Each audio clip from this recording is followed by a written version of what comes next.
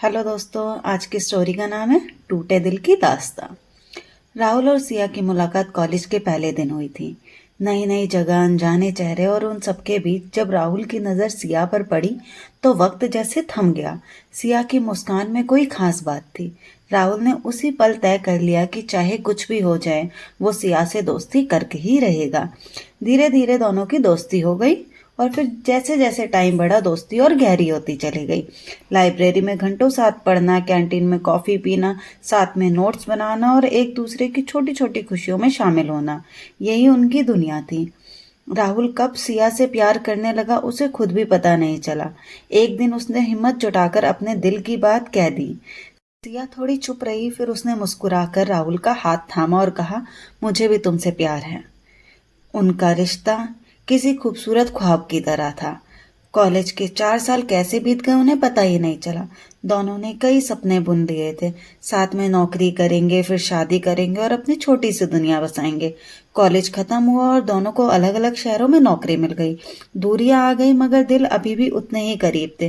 रोज घंटों बातें होती, वीडियो कॉल पर एक दूसरे को देखते हुए कब रातें कट जाती पता ही नहीं चलता। लेकिन फिर वक्त ने ऐसी करवट ली कि सिया के घर वालों को उसके लिए एक रिश्ता पसंद आया। वो लड़का सिया के पिता के दोस्त का बेटा था।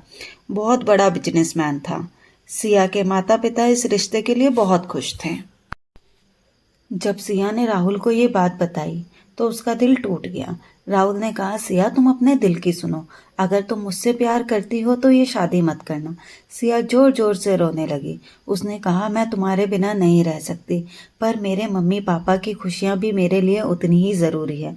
राहुल ने बहुत कोशिश की, सिया के घर वालों से बात करने की भी सोची, मगर सिया ने मना कर दिया। उसने कहा, मेरे पापा बहुत सख्त है, वो नहीं मानेंगे। अब वो दिन भी आ गया जिस दिन सिया की शादी थी। राहुल शादी में नहीं गया, बल्कि उसने अपने आप को कमरे में बंद कर लिया और खूब घंटों तक रोता रहा, जैसे उसकी दुनिया ही उजड़ गई हो। शादी के बाद सिया एक बड़े शहर चली गई। उसने राहुल से बातें करनी भी कम कर दी। शायद वो भी मजबूर थी। राहुल हर रोज उसके पुराने मैसेज पढ़ता, उसकी फोटो देखता और चुपचाप आंसू बहाता रहता। कुछ महीने बाद राहुल को पता चला कि सिया खुश नहीं है। उसके पति का नेचर काफी रूड है। कई बार उसने सिया पर हाथ भी उठाया था। ये सब सुनकर राहुल का दिल टूट गया। वो कुछ कर भी नहीं सकता था। फिर एक दिन राहुल को सिया का मैसेज आया। मैसेज में लिखा था, राहुल मैं बहुत थक गई हूँ। जिंदगी अब बोझ सी लगती है।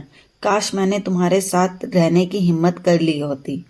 तुमसे दूर जाकर मैंने सबसे बड़ी गलती की है। अगर अगला जन्म होता है तो मैं दुआ करूंगी कि हम फिर मिलें और इस बार कोई हमें अलग ना कर पाए। उसके बाद राहुल को सिया की कोई खबर नहीं मिली। कुछ समय बाद पता चला कि सिया इस दुनिया में नहीं रही है। राहुल ये सुनकर टूट गया और उसके पास सिया की यादों के अलावा कुछ नहीं था। राहुल हर शाम उस पार्क में जाकर बैठता जहां वो दोनों कॉलेज के दिनों में मिला करते थे।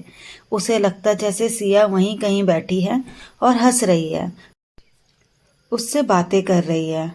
वो उसके आखिरी मैसेज को रोज पढ़ता, अगर अगला जन्म होगा तो मैं दुआ करूंगी कि हम फिर मिले। राहुल हर रात आसमान की तरफ देखता और कहता, हाँ सिया, अगले जन्म में जरूर तुम्हारा हाथ थाम के अपने साथ ले जाऊंगा, चाहे दुनिया कुछ भी कहे। Thank you for watching.